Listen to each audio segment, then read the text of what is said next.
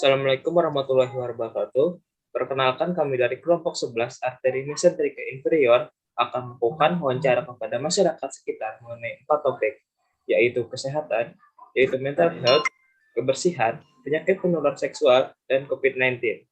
Sebelumnya perkenalkan saya Muhammad Mirja Pratama dengan NIM 2110911210015. Izinkan saya memperkenalkan diri. Perkenalkan, nama saya Amanda Sabrina Beranti dengan NIM 2110911220028. Izin perkenalkan diri, nama saya Rohana dengan NIM 2110911220060. Baik, izin masuk. Perkenalkan, nama saya Nadia Azhara dengan NIM 2119111200040. Perkenalkan, saya Najwa Ahda Sabila dengan NIM 2110911120037. Perkenalkan, nama saya Sarbat Karina Maida Bakri dengan NIM 2110911122009. Perkenalkan, saya Syahda Fitri Hidayanti dengan NIM 2110911220042. Mohon izin untuk memperkenalkan diri, nama saya Afif Fahmi dengan NIM 211091131110039. Baik, sekian terima kasih dari kelompok kami. Mohon maaf apabila terdapat kesalahan kata. Wassalamualaikum warahmatullahi wabarakatuh.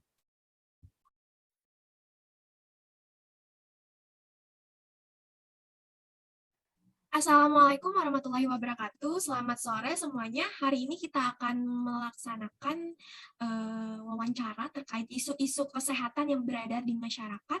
Sebelumnya perkenalkan, nama saya Najwa Ahda Sabila dengan NIM 2110911120037 dari kelompok 11 arteri mesenterika inferior. Dilanjutkan dengan rekan saya. Baik, izin masuk. Perkenalkan, nama saya Nadia Azhara dengan NIM 2119111200040 dari kelompok 11 arteri mesenterika inferior. Selanjutnya dipersilahkan kepada narasumber kita untuk perkenalkan diri. Silakan. Ya, terima kasih. Perkenalkan, nama saya Haliatul Aulia, umur saya 18 tahun, status saya sebagai mahasiswa Stikes Borneo Lestari, jurusan Administrasi Rumah Sakit. Baik, terima kasih atas perkenalannya.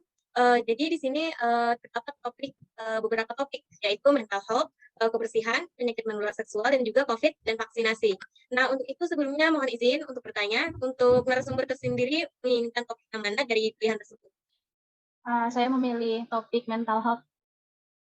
Baik, sebelumnya apa nih yang Anda ketahui tentang mental health? Ya, terima kasih Nadia. Yang saya ketahui, menurut pendapat saya, kesehatan mental adalah kondisi ketika batin kita berada dalam keadaan tentram dan tenang, sehingga memungkinkan kita untuk menikmati kehidupan sehari-hari dan menghargai orang lain yang ada di sekitar. Terima kasih. Baik, betul sekali Helia. Namun saya izin share screen terlebih dahulu ya. Nah, jadi udah terlihat belum? Ya, baik, udah terlihat. Sudah. Nah, jadi seperti yang dikatakan Helia tadi, kesehatan mental itu adalah kondisi di mana mental kita baik-baik aja gitu. Karena orang yang bermental sehat itu dapat menggunakan kemampuan atau potensi dirinya tuh secara maksimal dalam menghadapi tantangan hidup, serta menjalin hubungan positif dengan orang lain. Namun, keadaan sebaliknya, ketika mental itu terganggu atau biasa disebut dengan mental illness, ketika seseorang mengalami gangguan suasana hati, kemampuan berpikir, serta pengendalian emosinya itu buruk gitu loh. Sebenarnya kita nggak bisa sih ngehindarin perasaan sedih, pasti ada masanya kita sedih. Dan itu adalah hal yang wajar kok, karena dari perasaan sedih itu dapat kita ambil pelajaran dari peristiwa itu. Nah, yang diperhatikan di sini adalah akibat buruk dari gangguan mental health yang mengganggu kelancaran hidup seseorang. Gangguan mental health ini terjadi di mana ketika kita menanggapi perasaan sedih itu dengan respon yang berlebih sehingga memicu kita menjadi stres dan depresi. Nah, mental illness ini punya gejala dan tanda-tanda nih, bisa dijelaskan dengan rekan saya? Baik, izin masuk. Gejala dari mental health sendiri itu sangat bervariasi. Ini dapat mempengaruhi suasana hati. Jadi kan biasanya itu suasana hati yang buruk itu adalah salah satu ciri atau gejala dari gangguan mental sendiri. Dan juga dapat mempengaruhi suasana hati, berpikir, dan kemampuan untuk berinteraksi dengan orang lain. Nah, contohnya itu seperti stres, depresi, dan juga bipolar. Orang yang memiliki gangguan mental ini biasanya mereka itu menarik diri. tertutup, dan juga sering merasakan khawatir, bingung, dan cemas berlebihan. Nah, efek sampingnya ini dapat menyebabkan komplikasi serius, baik dari fisik, emosi, maupun perilaku. Nah, untuk itu, saya izin bertanya lagi nih pada narasumber kita. Pernahkah Anda mengalami gangguan mental? Untuk seperti Saya izin jawab ya. Seperti apa tadi? seperti gangguannya atau gejala-gejalanya gitu, apa pernah mengalaminya? Ya, kalau untuk menutup diri, saya sering menutup diri karena saya merasa orang-orang sekitar saya itu melihat saya beda dari yang lain. Itu sering terjadi dalam diri saya sendiri.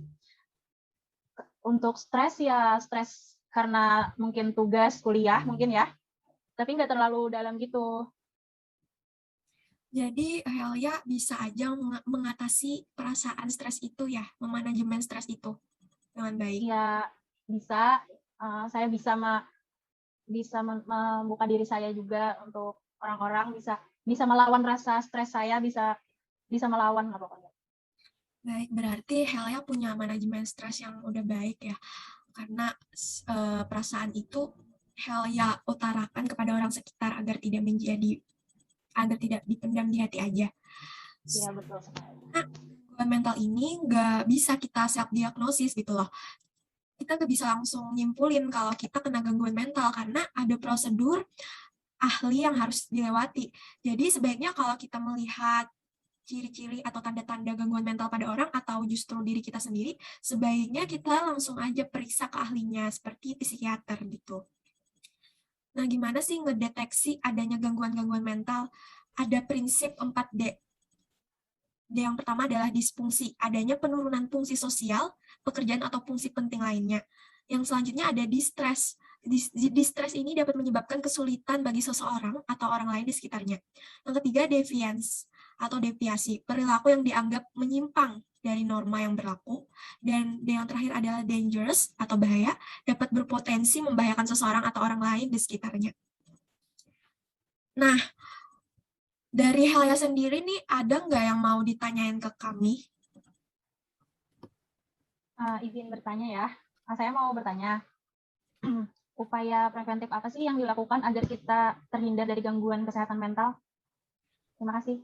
Nah, sejauh yang saya ketahui nih, ada beberapa upaya yang menjadi langkah agar kita tuh nggak terganggu mentalnya, yaitu kita harus olahraga atau melakukan aktivitas fisik. Lalu kalau kita punya hobi, kita lakukan hobi itu buat ngehibur diri kita. Nah, kita juga bisa menghilangkan kebiasaan buruk atau hal-hal yang toksik. Yang selanjutnya adalah kita mengonsumsi makanan bergizi. Nah, lalu kita menjalin interaksi kepada orang, biar nggak kita aja gitu loh yang mendem rasa stres itu. Kita bisa kok mencurahkan perasaan kita ke orang lain gitu. Nah, selanjutnya kita mencari info-info nih terkait mental health. Nah, yang paling penting nih, yaitu kita harus bersyukur akan kehidupan kita. Karena Tuhan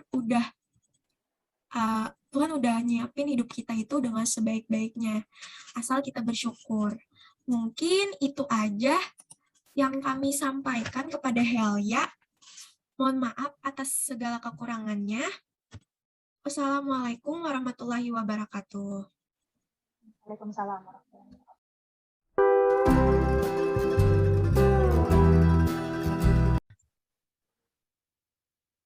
Selamat sore, Kak. Terima kasih sudah mau berhadir pada wawancara tentang kebersihan pada hari ini. Sebelum memulai wawancara, baiknya kita saling berkenalan diri masing-masing. Boleh dimulai dari Kakak terlebih dahulu. Silakan, Kak. Halo, nama aku Nadia Tari Putri Pagusa, asalnya dari Jakarta, sekarang seorang mahasiswa. Terima kasih atas perkenalannya Mbak Nadia. Izinkan saya untuk memperkenalkan diri saya. Nama saya Sorbat Karina Moida Bakti dengan NIM 211091122009.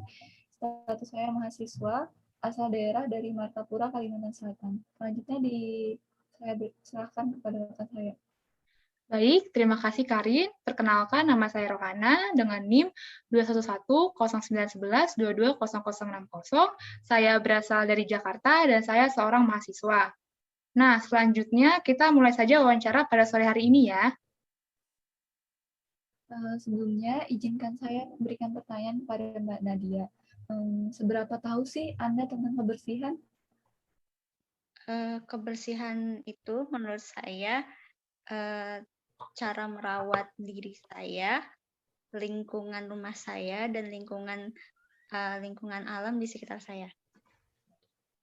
Menurut Kak Nadia, kebersihan itu penting atau tidak? Dan mengapa?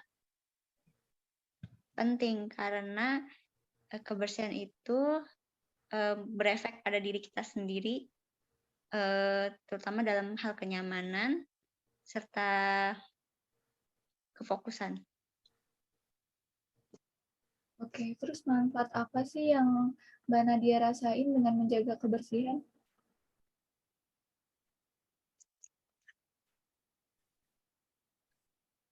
Oke. Manfaat apa sih yang Anda rasakan dengan menjaga kebersihan? Manfaat yang aku dapetin dari menjaga kebersihan menurut aku tuh pertama pasti kenyamanan. Terus kedua nambah fokus dan ketiga ngerasa lebih pede aja. Terus bagaimana cara Kak Nadia merealisasikan kebersihan itu dalam kehidupan Mbak Nadia?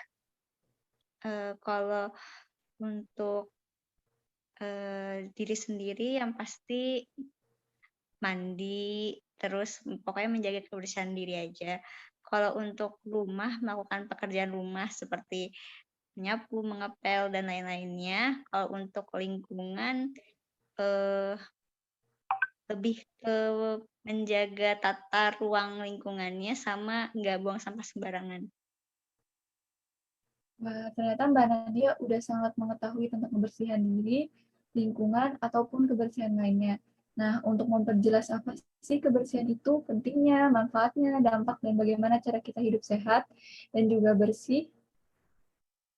Nah, untuk itu mari kita mulai penjelasannya aja ya. Sebelumnya izinkan saya untuk share screen sebentar.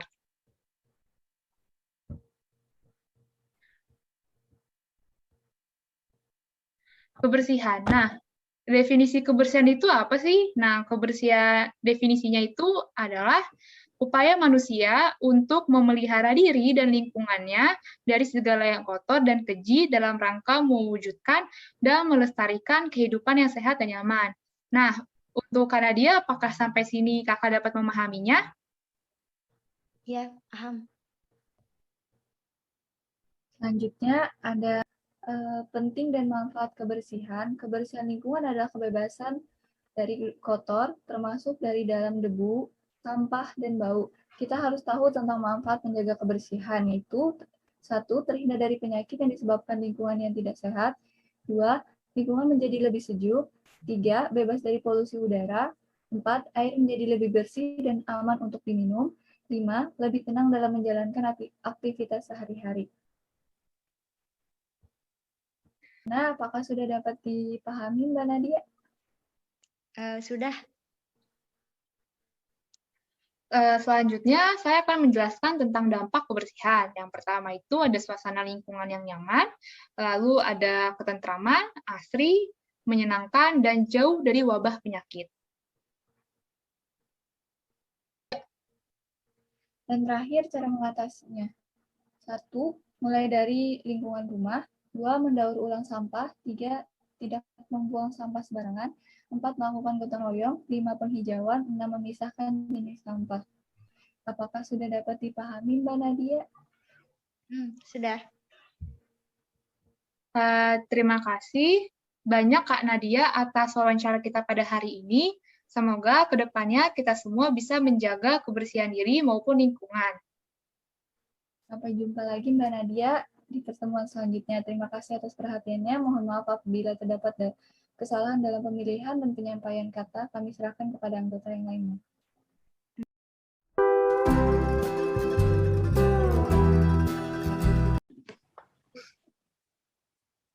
Assalamualaikum warahmatullahi wabarakatuh. Izinkan saya memperkenalkan diri. Perkenalkan, nama saya Amanda Sabrina Belanti dengan NIM 2110911220028 dari program studi kedokteran program sarjana Fakultas Kedokteran Universitas Lambung Mangkurat. Di sini saya bersama rekan saya. Assalamualaikum warahmatullahi wabarakatuh. Mohon izin untuk memperkenalkan diri. Nama saya Hafif Fahmi dengan NIM 21109 1131039 dari kelompok 11 Arteri Mesenterika Inferior, Program Studi Kedokteran Program Sarjana, Fakultas Kedokteran Universitas Lambung Mangkurat. Kali ini kami bersama narasumber kami, yaitu Kak Mahardika Pratama Putra. Perkenalkan, nama saya Mahardika Pratama Putra, mahasiswa arsitektur UII, biasanya bisa dipanggil Dika. Baik, di sini kami ingin membahas mengenai masalah kesehatan yang sedang marak di Indonesia, yaitu salah satunya adalah penyakit menular seksual. Sebelumnya, Kak Dika tahu nggak apa itu penyakit menular seksual? Menurut saya sendiri, penyakit menular seksual itu penyakit yang disebabkan oleh virus yang bisa dikategorikan sebagai penyakit berbahaya dan juga bisa menyebabkan kematian yang menular lewat seks. Baik, apa yang Kak Dika katakan itu udah sangat benar. Namun izinkan saya menambahkan, penyakit menular seksual adalah infeksi yang umumnya ditularkan melalui hubungan seksual yang tidak aman. Ini biasanya disebabkan oleh beberapa virus dan bakteri yang menyebar melalui cairan tubuh. Ini contohnya adalah sifilis, gonore, chlamydia, kutil kelamin, HIV dan AIDS, masih banyak lagi. Biasanya gejala penyakit menular seksual ini tidak diketahui awalnya. Namun ada juga yang harus kita waspadai, yaitu seperti perubahan pada urin, lalu rasa nyeri selama berhubungan seksual, kutil atau memar, sakit panggul atau perut bagian bawah, lalu pada perempuan misfi terasa panas atau gatal, keputihan abnormal atau perdarahan vaginal, dan biasanya pada laki-laki ada keluar cairan dari alat kelamin, kemudian ada buang air kecil yang terasa menyakitkan atau panas. Apakah Kak Dika ada yang ingin ditanyakan lagi? Udah cukup, terima kasih. Informasinya sangat memberikan saya wawasan yang lebih. Baik, silakan Kak Yafi untuk melanjutkan. Baik, mohon izin untuk masuk. Mohon izin untuk bertanya juga kepada narasumber Kak Dika. Menurut Kak Dika, bagaimana sih penyebaran dari PMS ini dan pencegahannya yang Kak Dika tahu sebagai masyarakat? Kalau yang saya tahu, menurut saya untuk penyebarannya bisa terjadi karena seks bebas yang kurang aman dan kebersihan yang kurang. Terus untuk pencegahannya mungkin menjaga kebersihan dan juga melakukan seks yang aman. Baik, penjelasan dari Kak Dika sebenarnya sudah sangat bagus, tapi mohon izin saya untuk menambahkan. Jadi untuk penyebarannya itu pun bisa melalui darah, sperma, atau cairan tubuh lainnya dari orang lain maupun dari kita sendiri. Selain itu, penyebarannya bisa melalui pemakaian jarum suntik. Nah, jarum suntik yang digunakan itu digunakan secara berulang ataupun bergantian di antara beberapa orang. Dan juga bisa dari jarum suntik yang digunakan dari transfusi darah yang dari pengidap. Untuk pencegahan penularan dari penyakit ini sendiri itu bisa kita lakukan dengan cara yang pertama, kita menghindari melakukan hubungan seksual dengan yang lebih dari satu orang. Yang kedua, kita bisa juga rutin menjaga kebersihan alat kelamin dan senantiasa mengecek kebersihannya. Yang ketiga, bisa juga menggunakan alat pengaman saat berhubungan seksual. Dan terakhir, kita bisa melakukan vaksinasi untuk diri kita sendiri. Baik, dari Kak Dika, apakah sudah jelas? Apa ada yang ingin ditanyakan lagi dari materi yang kami sajikan? Untuk pertanyaan udah jelas ya Kak Yafi ya. Terima kasih juga atas informasinya. Baik, terima kasih kembali kepada Kak Dika. Dipersilakan kepada Kak Amanda. Baik, mungkin itu saja informasi yang dapat kami sampaikan. Kami harap informasi ini dapat bermanfaat untuk Kak Dika dan teman-teman lainnya. Mohon maaf apabila ada kata yang kurang berkenan. Demikian dari kami. Saya ucapkan terima kasih. Wassalamualaikum warahmatullahi wabarakatuh. Waalaikumsalam warahmatullahi wabarakatuh.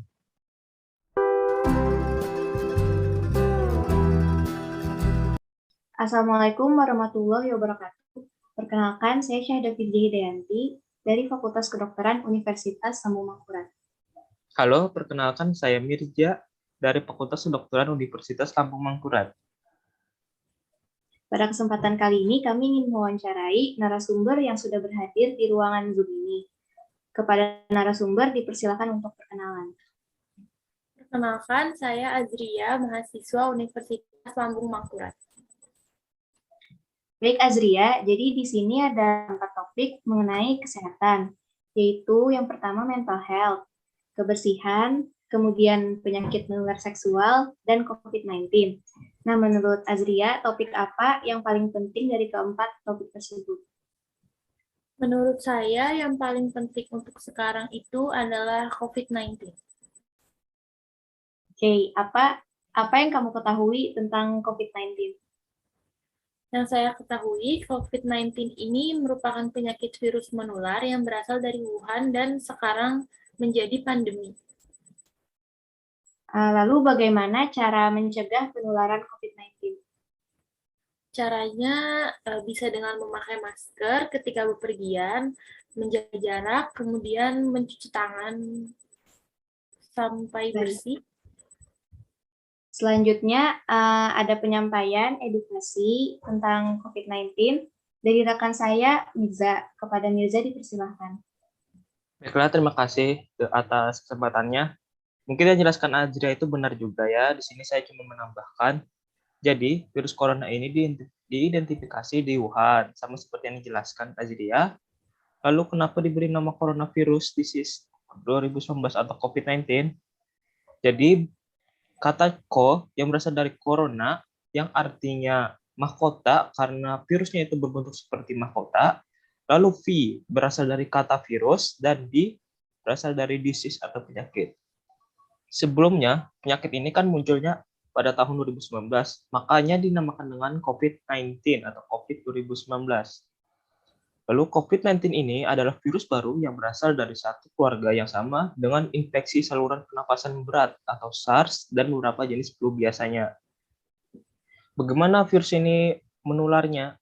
Virus ini ditularkannya itu melalui kontak langsung dengan percikan dahak dari orang yang terinfeksi, seperti batuk dan bersin.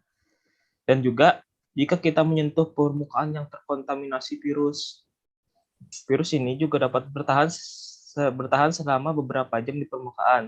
Tetapi dengan disemprotkannya disinfektan sederhana akan dapat membunuhnya. Lalu untuk gejala-gejala COVID-19 yaitu demam, batuk, sesak napas, sakit tenggorokan, dan lain-lain.